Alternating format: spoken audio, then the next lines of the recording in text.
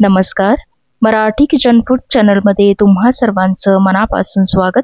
तर आज आपण मटर पनीर पुलाव कसा बनवायचा याची रेसिपी बघणार आहोत. अगदी साध्या सोप्या पद्धतीने हा पुलाव बनवलेला आहे. एखाद्या वेळेस जर काही हलकं फुलकं खायची इच्छा झाली तर दुपारच्या किंवा संध्याकाळच्या जेवणाला हा पुलाव तुम्ही नक्कीच बनवू शकता. चला तर मग लगेचच रेसिपीला सुरुवात करूया. तर सगळ्यात आधी इथे मी 1 कप बासमती तांदूळ घेतलेले आहे. हे तांदूळ 2 ते 3 पाण्याने स्वच्छ धुवून घ्यायचे आहे आणि त्यानंतर यामध्ये पाणी टाकून याला बाजूला ठेवायचं आहे.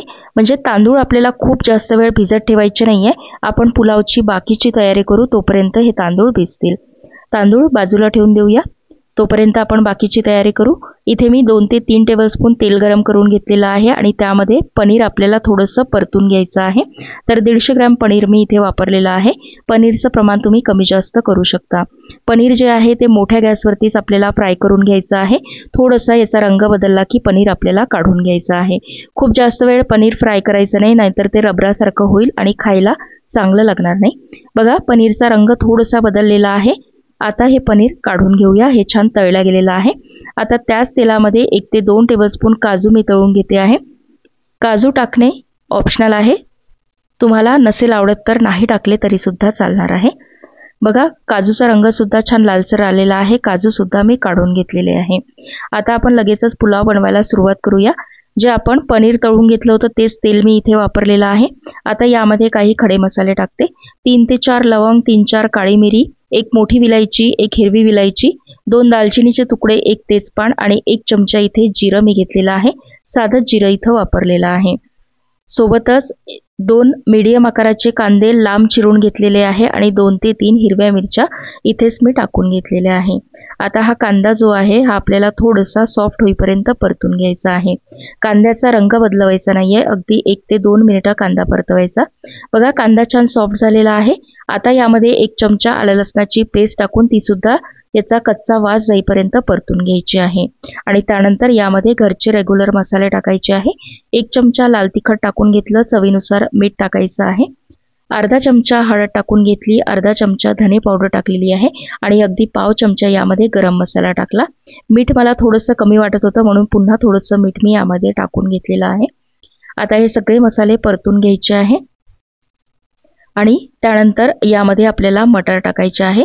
तर इथे मी पाव कपपेक्षा थोडेसे जास्त मटर वापरलेले आहे आणि 1 छोट्या आकाराचं गाजर मी इथे घेतलेलं आहे. आता हे जे गाजर आणि मटर वापरलेलं आहे याचं प्रमाण तुम्ही कमी जास्त करू शकता. हे थोडंसं परतून घेतलेलं आहे.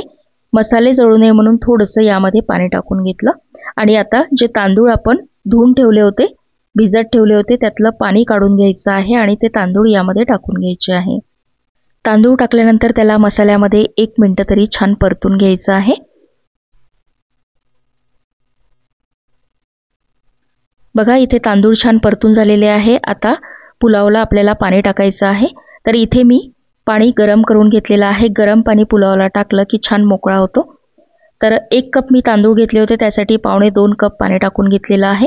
कुकरमध्ये पुलाव करताना पाण्याचं प्रमाण तांदळाच्या डबल न घेता थोडंसं कमी टाकायचं, म्हणजे भात छान मोकळा होतो. थोडीशी बारीक चिरलेली कोथिंबीर आणि पुदिन्याची पानं टाकून घेतली. सोबतच अगदी थोडासा तळलेला कांदा मी टाकलेला आहे. तळलेला कांदा तुमच्याकडे नसेल तर नाही वापरला तरी सुद्धा चालेल. पाव चमचा बिर्याणी मसाला टाकलेला आहे. पुलावमध्ये अगदी थोडासा बिर्याणी मसाला टाकला की पुलावला टेस्ट खूप छान येते. सोबतच पनीर आणि काजू आपण जे तळून ठेवले होते ते यामध्ये टाकलेले आहे आणि 1 चमचा तूप टाकून घेतलं. व्यवस्थित सगळं हे मिक्स करून घ्यायचं आहे आणि त्यानंतर आपल्याला इथे कुकरचं झाकण लावून मोठ्या गॅसवरतीच कुकरच्या 2 शिट्ट्या काढून घ्यायच्या आहे. 2 शिट्ट्यामध्ये पुलाव अगदी छान शिजला जातो. 2 शिट्ट्या झाल्या की गॅस बंद करून घ्यायचा आणि कुकर छान थंड करून घ्यायचा आहे. बघा, 2 शिट्ट्या झाल्या, गॅस मी बंद केलेला आहे. कुकर छान थंड सुद्धा झालेला आहे. पुलाव आपण चेक करून घेऊया. पुलावचा रंग बघू शकता किती छान आलेला आहे आणि अगदी मोकळा सुटसुटीत आपला पुलाव तयार झालेला आहे. आता लगेचच पुलाव आपण सर्व करून घेऊया. हा गरमागरम पुलाव दह्याबरोबर, रायत्याबरोबर किंवा कढीबरोबर खायला खूप छान लागतो. आता उन्हाळ्यामध्ये खूप जास्त तेलकट किंवा मसाल्याचं खायची इच्छा होत नाही. अशा वेळी हा हलका फुलका पुलाव तुम्ही नक्कीच एकदा बनवून बघा. रेसिपी कशी वाटली मला कॉमेंटमध्ये सांगायला विसरू नका. व्हिडिओ आवडला असेल तर चॅनलला लाईक, शेअर आणि सबस्क्राईब नक्की करा. मी भेटते तुम्हाला अशाच एका नवीन व्हिडिओ बरोबर. तोपर्यंत धन्यवाद.